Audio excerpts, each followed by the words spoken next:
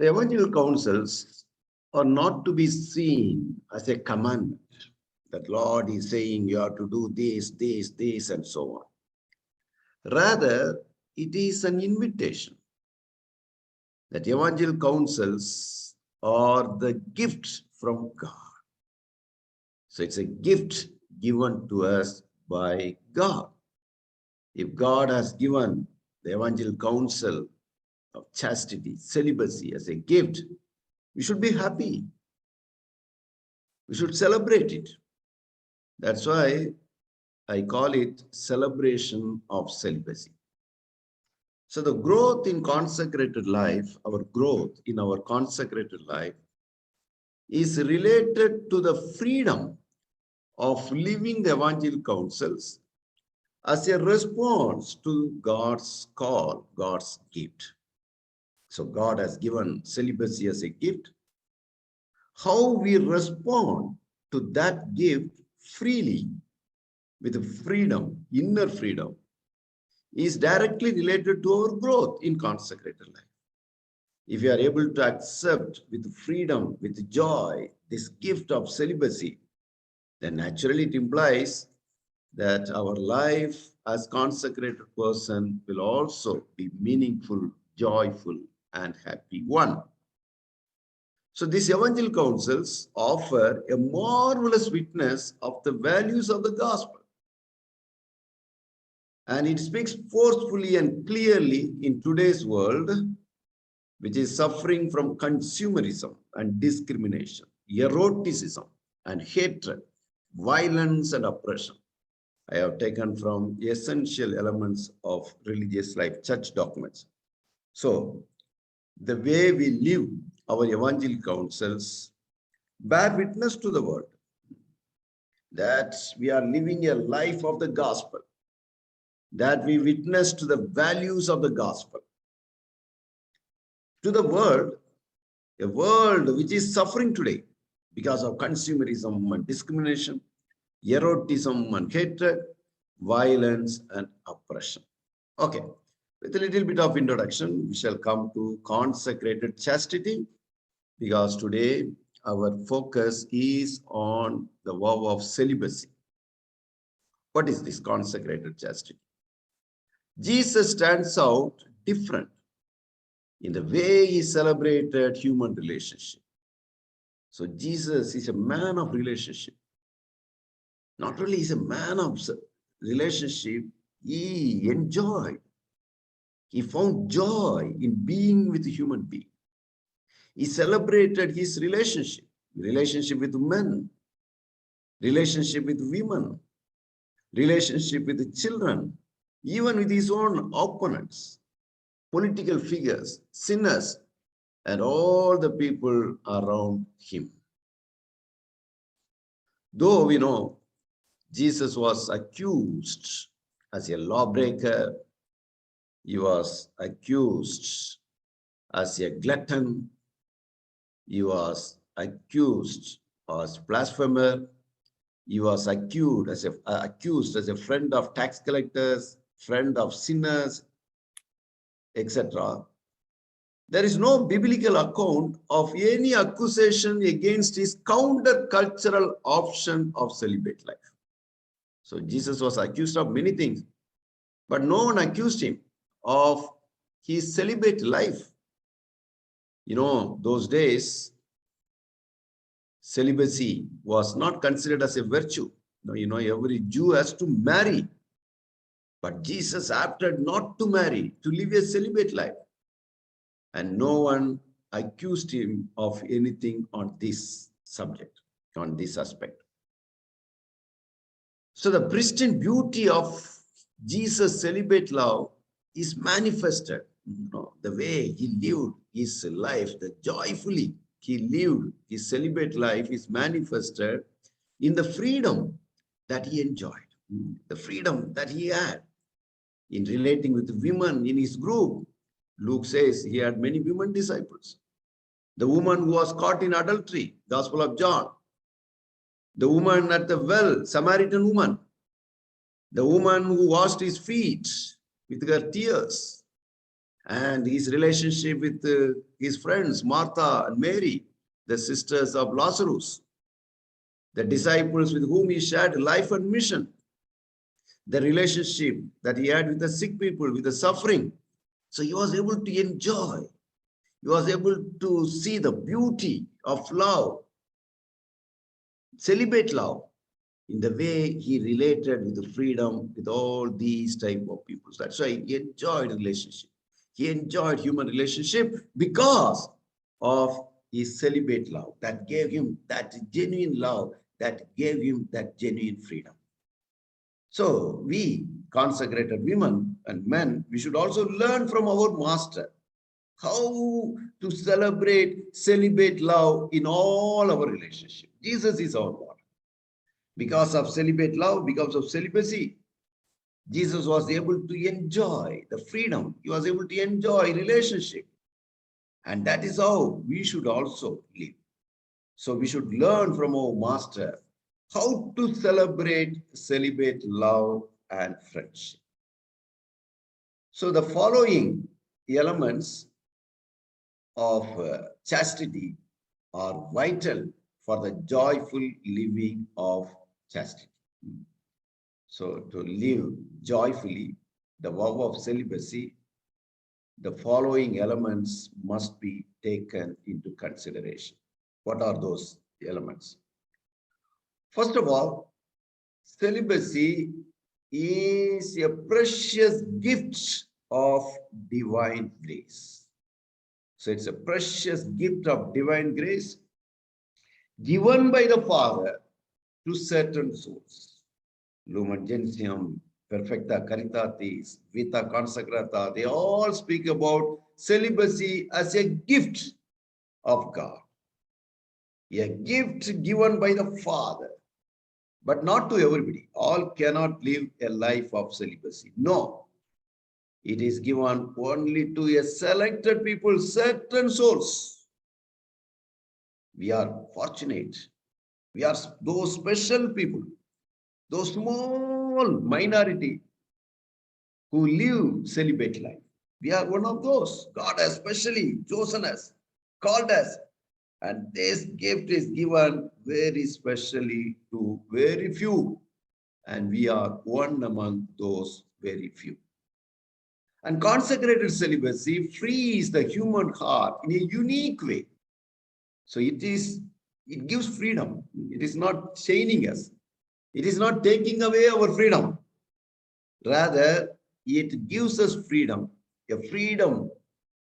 The human heart it frees the human heart in a very special way, unique way, so that we are inflamed with love for God and for all mankind. So, because we live a life of celibacy, it doesn't mean that love is taken away from us. It doesn't mean that we are told not to love. No, just the opposite. Because of celibacy, we are given such a freedom that we are more inflamed with love. Love for God and love also for all mankind, not just only for one or two, not only for our husband or our wife and our children, a small circle. No, you break that small comfort zone that you are able to love as many people as possible. So this chastity frees the heart also from the concerns of the world, to live with undivided devotion to God and to the church, of course, to our brothers and sisters. So people who are married, they have concerns of the world, how to please the husband, how to take care of the husband, how to take care of the children, what about their education, what about their health, where to put them, which school to put, and then so much of family problems, so much of worries of the world, people who are married. Whereas we as celibates, God has freed us from all these concerns, worries, anxieties, so that our life can be a life of undivided devotion to God, to love God without any disturbances, concerns, as well as our brothers and sisters. So consecrated chastity needs to be voluntarily chosen for the sake of the kingdom of God. Understand? We want to be celibate because we have chosen it for the kingdom of God. Not that because we are afraid of marriage. Not that you did not get any husband. Not that he did not get any wife, any girl, get married. Or she has some problem. No. We are voluntarily chosen for the sake of the kingdom of God. And then, to live a life of celibacy is not that easy, life of chastity.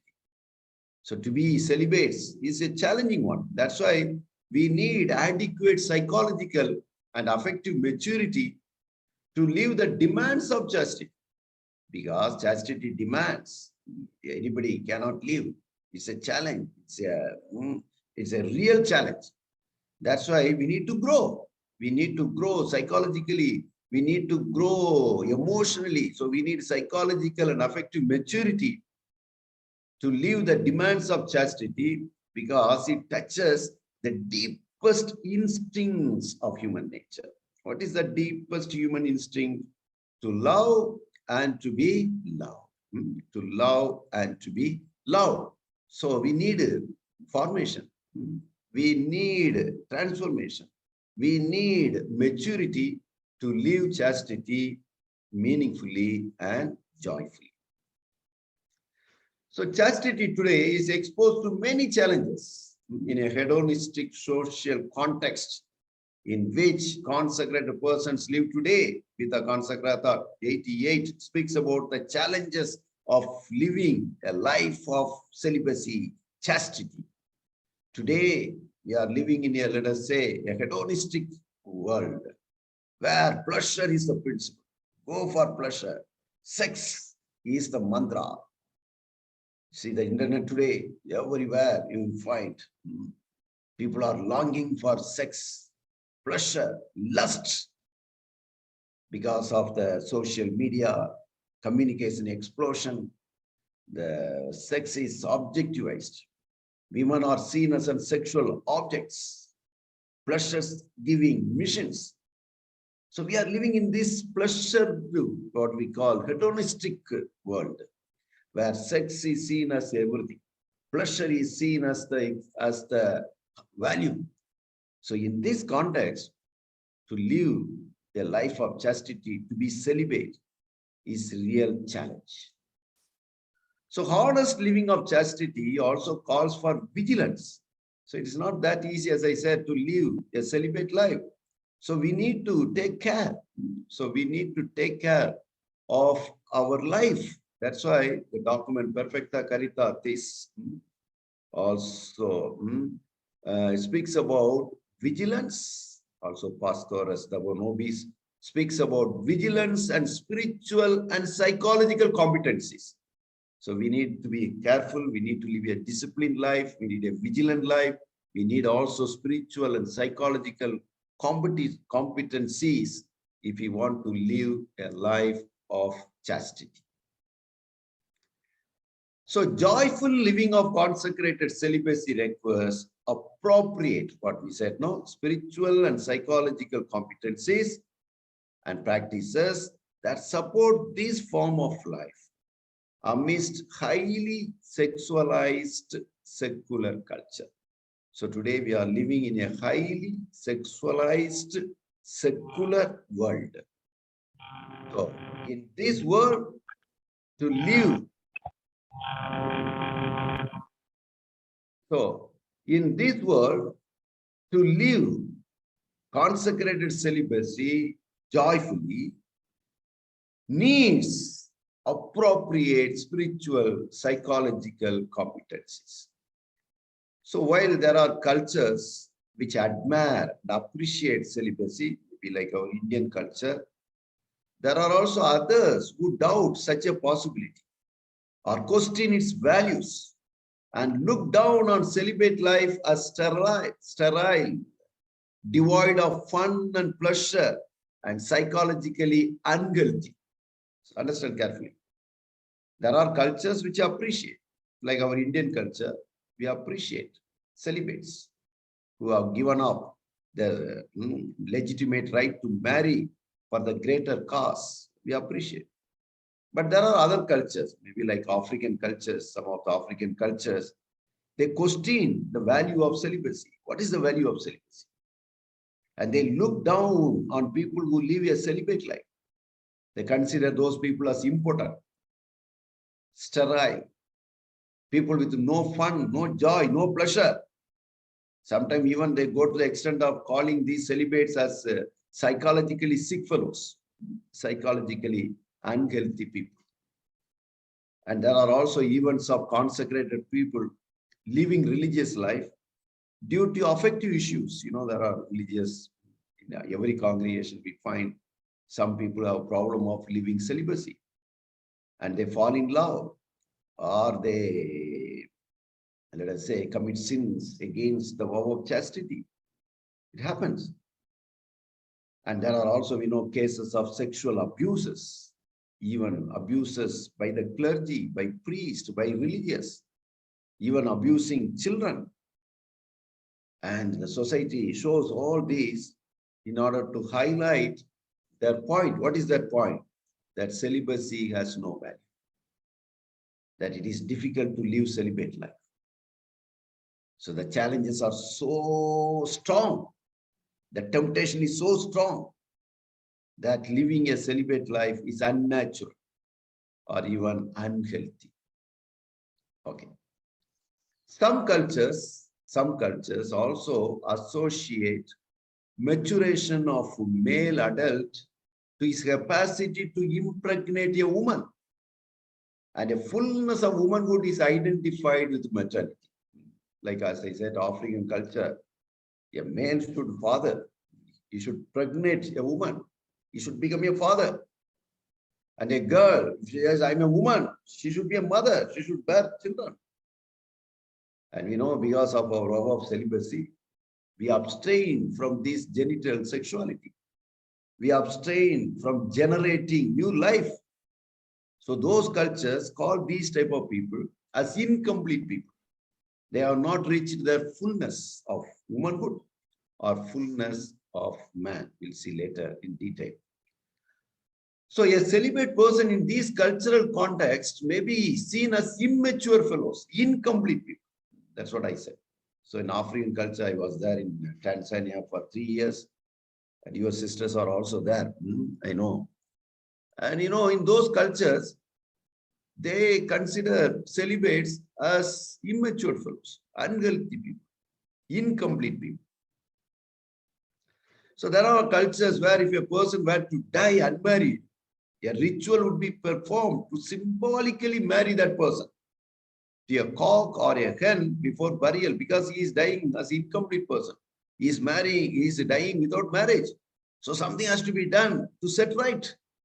So after his death, they symbolically marry that person to a cock or hen to complete the process of his manhood.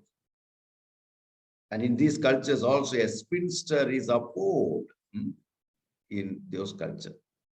Now, consecrated persons from cultures which do not value celibacy, they need to recognize and disempower the impact of these values on them and work towards internalization of the values of consecrated celibacy. So people religious from these cultures will find it difficult to live the vow of celibacy. It's natural. So they need to do extra effort to recognize and disempower the impact of these values, these cultural values on them, and to work towards internalization and values of consecrated celibacy. And what does it mean? Disempower the impact. This involves the courage and conviction to be countercultural for the sake of the gospel. Yes, my culture says that I have to marry, but for the sake of the gospel, I can give up my marriage. And for the integrity of the life path, one has freely chosen for himself. Okay. Now, a celibate process. What does it mean? A celibate process, living a celibate life. Many religious, when we begin our religious life, we have a very naive idea of celibacy as a static state, which one preserves unstrained until death for the bridegroom Jesus. So when we begin our religious life, many of us, we have this idea that celibacy is like a static one, and I have to preserve it unstained until I die. I have to be a virgin till my death. I have to keep up my celibacy till my death. And I have to hand over my celibacy, virginity to my bridegroom, that is Jesus. So if we have this idea, for us, what is celibacy? We think celibacy means having no bad thoughts, having no passions, having no sex, etc. That's why if you have only this idea about celibacy, if we get some, let us say, some thoughts about sex, we think we are so much worried. We think we have committed sin because sexual thoughts are coming. Sometimes they get so upset, they are not able to sleep because these thoughts are coming. But we know it is natural to have thoughts. It is natural to have sexual thoughts. Because though we profess the vow of chastity, we continue to be a human being. And any human being will have also these type of thoughts. And we know thoughts are neutral. They are neither bad nor good. Only when we put the thoughts into action, it becomes a good action or bad action. Thoughts as such is neutral. Just to explain to you, you are walking on the road, you see one poor man. So you get a thought immediately, that I want to help this man. I want to build a big palace for this man. I want to donate that palace to this man. So you have so many nice ideas, thoughts. By that, have you become a virtuous man? No. Only when you help that poor man in action, it becomes a good action or bad action. Similarly, we also have what we call, normally we call as bad thoughts. Sexual thoughts are also natural. So don't worry, don't be anxious. Only when you put that thoughts into action, it becomes a good action or bad action. Okay, so if you have only a naive idea about celibacy, celibacy will be seen like this: a state of having no thoughts, bad thoughts, no passions, no sex, everything negative. So though idyllic time of novitiate and pious exhortation about the angelic virtues as anticipation of eschatological times succeed to create a temporary euphoria about the virtues, it does not last long. So as a novitiate, as a novice, you may think, I'm going to take the vow of celibacy, so I should have no bad thoughts, no passion should be there, no temptation should be there. You may think like this, but you know that it will not last long. You take the first profession, you may the same night, you may have sexual thoughts. Passions may come. You may be excited. You may be attracted. So all that idyllic ideas, they all last only for a short time. So, the beatific faces of our novices on the day of the first profession, gazing upwards to their heavenly beloved, soon become transient. You see your first profession photos with your companion, nicely dressed, all of you with a smiling face, like beautiful brides. You are all there, looking your beloved Jesus. But that beautiful face doesn't last long. So it is not different from beaming faces of newly wedded couple. Newly wedded couples, how happily, joyfully they pose for the photos. But soon they will be facing the hard realities of life, the challenges of married life. They will be sitting very smiling, nicely. They are there, the photo, but they know it doesn't last long. The same thing also with our photos of first profession. So the joyful, newly professed celibates begin the battle with the shadows coming out of the closet, with the disturbing thoughts, what you call sexual thoughts, feelings, urges, unless they have already worked enough on them prior to profession.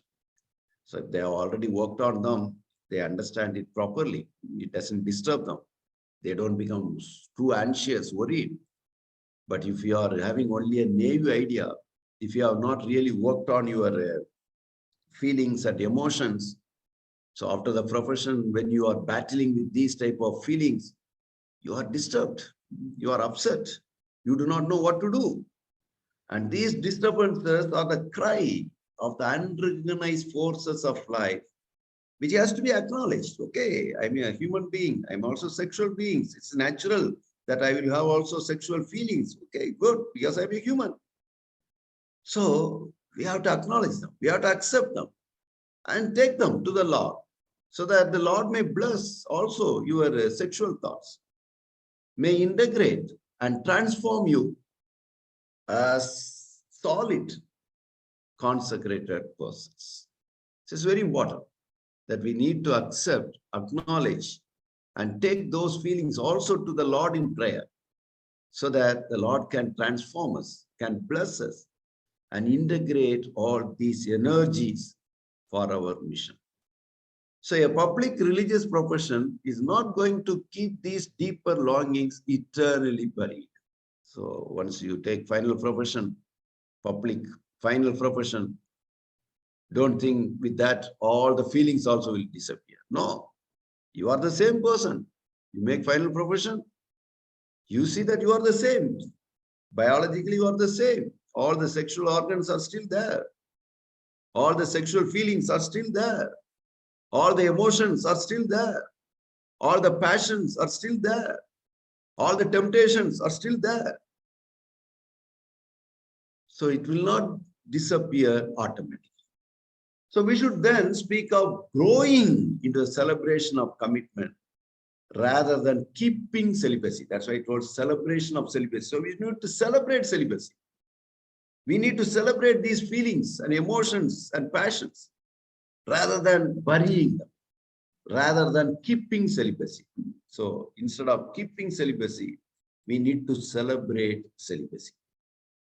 So what does it mean? So celibate living involves a process of integration of different aspects of sexual and affective life and growing in the capacity to love freely and generously as Christ loved. So this is what it means. So celebrating celibacy means living our celibacy, which involves a process of integration of different aspects of sexual and affective life. And also growing more and more in loving freely and generously as Christ loved, loving God, loving brothers and sisters, loving also our community members, loving our friends, both men and women, and loving people with whom we are working in our missions, in our apostolate, giving life, spiritual life to thousands and thousands of people. So previously also once I said, what is not integrated remains disintegrating in personal life and life training in relationship. So what is not integrated is disintegrated. So if our sexual life, our feelings, our emotions are not properly worked on, integrated with our consecration, with our communion, with our mission, then it will be disintegrating. It will become a challenge. It will become a disturbance in our personal life as well as in our relationship. But if it is integrated, when integrated into one's vocational life, the wound of passion usher an authentic love and relationship and unleash tremendous apostolic energy. So understand carefully. I think you understand. So if our sexual life, celibacy, is not properly integrated, then it becomes a disturbance for us. It becomes a problem for us. It becomes a kind of a difficulty in our religious life. But on the other hand, positively, if we have worked on our passions, if we have worked on our sexual feelings, our sexuality, our celibacy, if they are integrated into our vocational journey, then these emotions, this energy, these passions, which are wound up, usher in authentic love. We are able to love authentically. We are able to love many people. And we are able to have genuine, deep friendship, relationship. And it gives also a tremendous energy for our mission, for our apostolate. So consecrated celibacy is not about not loving, nor about controlling sexual feelings, urges, but it is about loving well, loving fully. It is about awakening to the true meaning of sex. So very interesting sentence. Please pay attention. I repeat for you. So what is this consecrated celibacy? It is not about not loving. Consecrated celibacy doesn't mean we should not love. No, it is not about not loving. But it is about loving, genuinely loving. It is also not about controlling. I have to control all my sexual feelings. Oh, I have this, I have to control. No, it is not about controlling our sexual urges. But what is it? It is about loving. Consecrated celibacy is loving and loving fully. And it is also awakening to the true meaning of sex. So what is this celibacy? It is about growing into Christ-like humanity. So celibacy is growing like Jesus, growing as a human like our Master Jesus. However, understand, it is not a human conquest. It is not that we, with our own effort, we conquer these passions. No, but it's a gift received and perfected by grace through human cooperation. So it is a gift given by God, and God's concern, God's grace is also very, very important to perfect, to live a good celibate life. Now, we come to the next one. What is sexuality for you? Just imagine. What is sexuality for you? What does comes to your mind when you hear the word sex or sexuality? So when you hear the word sex or sexuality, what is it that comes to your mind? Be aware as you think. I'm asking you, I'm requesting you to think, what is sex for you? Just close your eyes. Just bring to your mind, what is sex for you?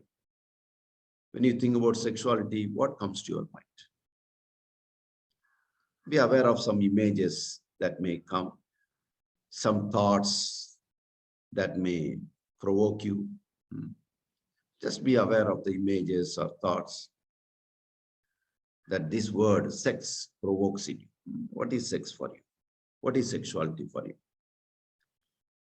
Take also a moment and observe how your culture, your Indian culture, Telugu culture, Tamil culture, also your past experiences about sexuality, your sexual growth as a child, the way first you understood about sexuality, how you grew in your house, in your home, in your family, schools, how shaped also your ideas about sex and sexuality. So the culture, the knowledge that you got, your friends who taught you about this, spoke about this culture of sex, your own experiences, some sexual experiences, some sexual stories, maybe also some sexual abuses, misuse of sex. Somebody might have manipulated you, abused you. How all these have shaped your ideas about sex and sexuality. See, the term sex is often used referring to physical dimension of sexual relationship. Often when we think about sex, what comes to our mind is only sexual relationship, physical relationship. But sexuality is a broad term. Sexuality is more than sex. It's a broad term that includes physical, psychological, social, cultural, and spiritual dimension.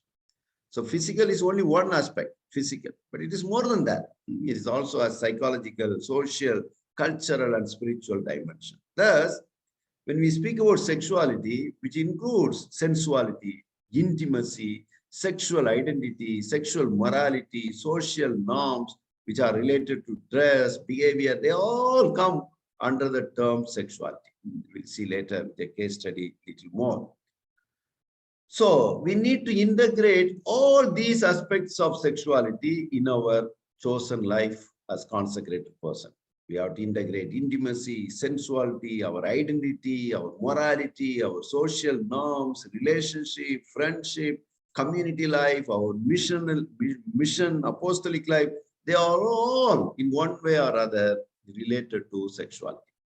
So all of us have to integrate all these aspects of sexuality. So a consecrated person is a sexual celibate and a mystic lover. Don't forget, we are also sexual beings. So consecrated person is a sexual celibate and a mystic lover. So often we forget that consecrated celibacy also carries a sexual package of our past experiences. That's why I told you to recall your past experiences, beliefs about sexuality, sex, attitudes about sex. They are all related to sex into his or her consecrated life, where it needs to be unpacked and integrated into the vocational ideal proposed to him or her. So our idea about sexuality has to do with our past experiences, our past beliefs, past attitudes. We may have some, let us say, some sexual abuses might have happened in our childhood. Something might have happened in our junior age, or when you are postulants, or when you are novices, and you are carrying that package, you are carrying that wounds. So it is important to unpack it. It is important to heal those wounds so that your vocational life becomes more and more integrated. So the dialogue of life between the ideals of sexuality and the actual sexual challenges of life take place along the long journey of professed life. So as a professed person, throughout our journey, we go through this struggle, this dialogue. One side, we have the ideals of sexuality. On the other side, we also have that actual sexual life, sexual challenges of life. And then they have to be integrated. So often what happens in their long journey, in their struggles, some religious are left alone. They are not given proper guidance. So they are left alone to fend for himself or herself against these onslaughts of ideas and ideologies about sex and love. So whereas fortunate ones, they find suitable mentors, good formators, good spiritual directors. So they get opportune spiritual nourishment through word of God, Eucharist, meditation, and they get also right direction from spiritual directors or from the formators, the junior misters, and so on, to salvage their call experience and to grow more and more into vocational freedom in and through these sexual struggles. So sexual struggles we all have, the struggles between our ideals and the actual life situation. And people, some of them are not fortunate enough to get some guidance. So those people, sometimes they can also fall. They may go in the wrong way. Whereas the fortunate one, they find good mentors, good people, good spiritual strength, and good spiritual directors, good formators. They can help them so that this great energy becomes really productive in our missions. So, but there are also many unfortunate souls, whom I said, whose unintegrated sexuality renders them vulnerable to become prey to sexual predators. And they themselves may become also sexually abusive. Very unfortunate. Some who don't get sufficient help may fall. They may be abused, or sometimes they themselves may abuse others also sexually. Then guilt and shame that follows every fall find asylum in the hidden chambers of our inner world, from where they fuel the cycle of abuse. So you are abused, then it leads to guilt and shame. And then or you abuse somebody, then again you are guilty, you become ashamed, and then it goes on.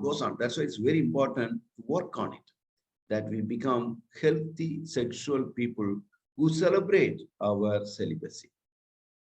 So strong tie between our mind and body in sexual dimension also plays a big role in celibate living and celibate failures. So sexual arousal is easily achieved by tapping into memory storage of our sexual images. All of us have sexual memory store of sexual images. So once you tap them, then immediately we are also sexually aroused.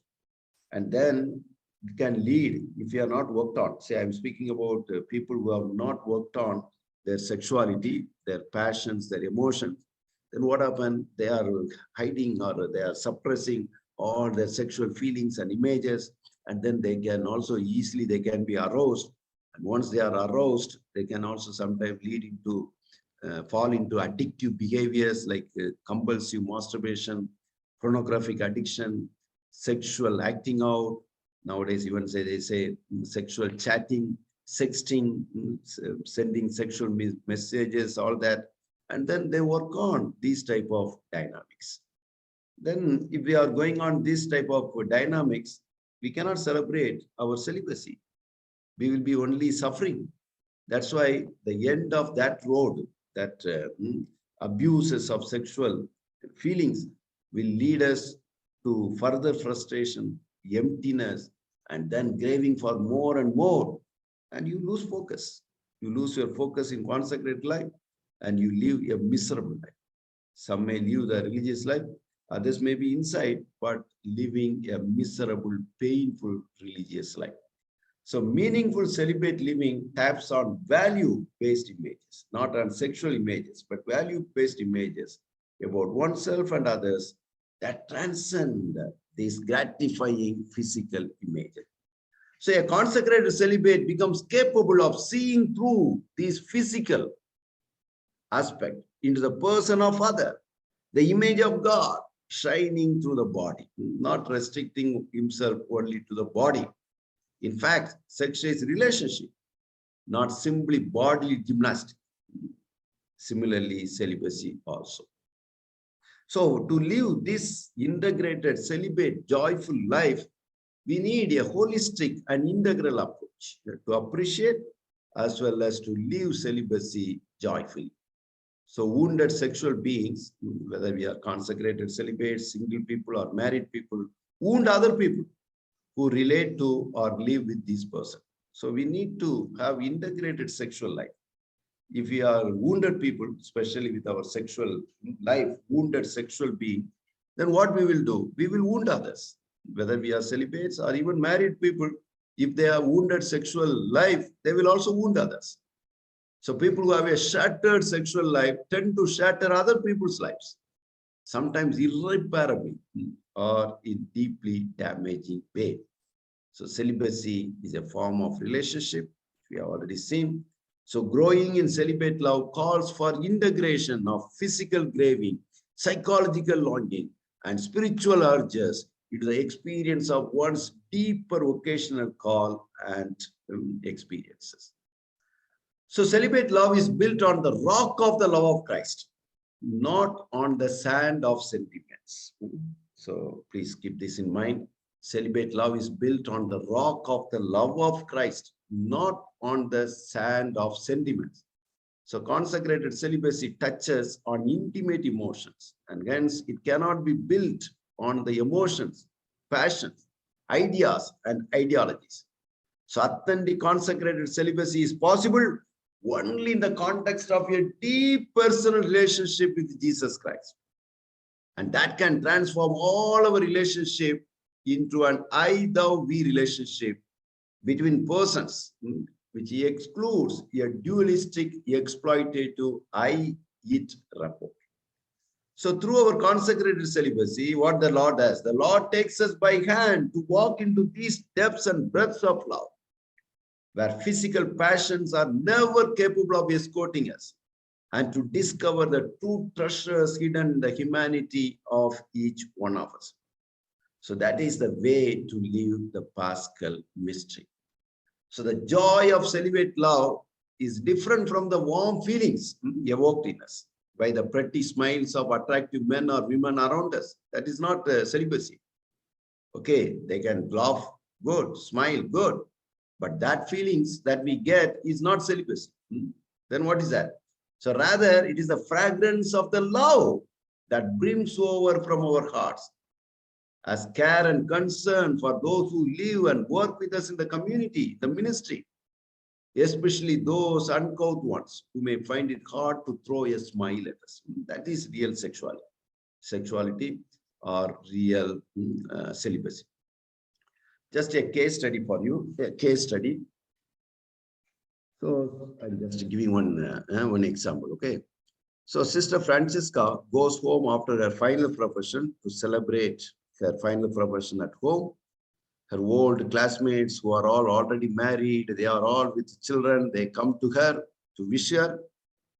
So while greeting her, some of her classmates, they say to Francisca, Sister Francisca, that Sister Francisca is an incomplete woman and has not fully lived her womanhood, as she has not experienced sex and has not become a mother. She has not generated by begetting children. Hearing this, Sister Francisca is so confused and worried. So she's coming to you for help. How will you help her? How will you help Sister Francisca? Okay, to help her, we should understand this. There are three types of sexuality. So I'm going a little faster. One is called genital sexuality. This is actual physical relationship between a man and woman. Then biological sexuality, this means biologically who I am. I have a body of a man or a body of human, a sexual organs, chromosomes, all that. And then we have affective sexuality. This is where comes the question of love, intimacy, friendship, relationship, all that comes in affective sexuality. Now understand, this is how we have to help Sister Francisca. By profession of evangelical counsel of celibacy, we abstain only from genital sexuality, not from other two types of sexuality, that is biological sexuality and affective sexuality. Biologically, we continue to be a man or we continue to be a woman. Affective sexuality, we continue to have those longing to love and to be loved, friendship, relationship, all that. We abstain only from physical sexuality, what we call genital sexuality, a bodily relationship. It is true, understand, that one cannot live fully as man or woman without biological and affective sexuality, but can live without genital sexuality. Genital sexuality is not a must. So, genital sexuality is an option or an addition, and it is not essential for happy living. You know, there are many people who live as celibates, even they are not religious, but they are living a celibate life. So understand, we have to tell Francisca, you are fully a woman, fully a man, because you have biological sexuality, you have affective sexuality. Genital sexuality, physical relationship doesn't matter. It is an addition. We are not having genital sexuality from our birth. It is only in marriage, in the context of marriage, only few years. There are many people after marriage, the husband may die, wife may die, they continue to live without genital sexuality, no problem. It is an option. It is an addition. It is not essential. So by our profession, we are abstaining only from genital sexuality, not from biological and affective sexuality. Okay. Certain guidelines for us to live joyfully our celibate life. I just go a little faster. So a religious must be required to see a well-trained and approved spiritual director at least once in a month. So with him or with her, be honest with your spiritual director, discuss your problems, also regarding chastity, regarding your feelings, emotions, how you live your sexual life. Don't keep it as a area where you should not touch as a taboo. No, it's also part of our life. Speak openly, frankly, honestly. Be convinced of the need also for regular spiritual direction with regard to the living of celibacy. So celibate life can only be sustained in prayer. So a religious must be taught the absolute necessity of sustained and solitary prayer. And religious must be taught the need of also of a good religious friends, both men and women religious friends, and young religious must be careful. If you are having relationship, friendship with the opposite sex, sometimes it can lead into genital sexuality. So from affective sexuality, you may fall into genital sexuality. So at least you should be extremely careful before you reach 40 years old. So you can have good friends, but young sisters should be very, very careful. That's why many congregations, they don't encourage friendship with opposite sex, let us say, before they reach 35 or 40 years old.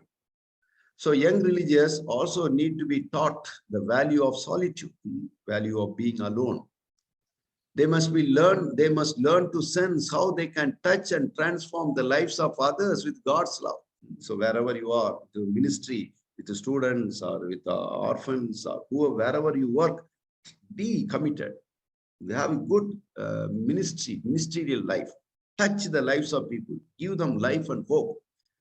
That's why we need to have a satisfied apostolate and ministry and a sense of generativity, giving life. The religious also need to be supported by good community life, very important, good community life. Members should provide emotional support, love, respect, and acceptance and understanding. They are all very important. We also need importance of self-discipline. We need to live a disciplined life, very important, disciplined life. So religious should be moderate in what they eat and drink. They also need to follow a regular schedule and be attentive to the duties. They should also set aside some time for exercise and games. Finally, just some points for pondering, just for reflections. So how do you relate your consecrated celibacy to the living of your sexuality to its full bloom? How do you relate your consecrated celibacy to the living of your sexuality to its bloom? How do you understand the term spouse of Christ applied to your form of life? How do you celebrate your celibacy?